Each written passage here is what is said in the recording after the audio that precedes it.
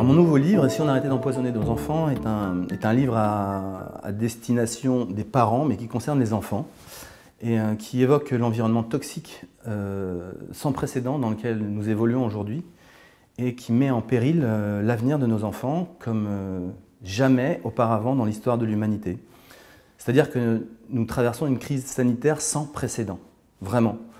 Et les nouvelles découvertes scientifiques nous amènent à comprendre l'origine des maux de cette pandémie de maladies inflammatoires auxquelles nous sommes confrontés.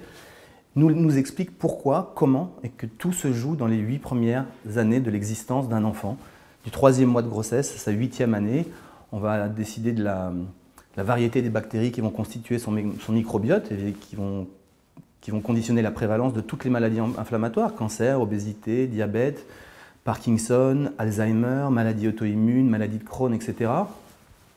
Et c'est par exemple ces bactéries-là, ces bonnes bactéries, cette variété de bactéries se constitue entre le 3e mois de grossesse et la 4e année d'existence. Or, qu'est-ce qui dégrade ce microbiote? C'est tout ce qu'on mange aujourd'hui. Par ailleurs, l'autre grand facteur d'inquiétude qu'on peut souligner aujourd'hui, c'est l'épidémie d'obésité. Il faut savoir quand même qu'en 2030, il y aura 35% de la population française qui sera obèse et plus de 40% des enfants seront en obésité morbide.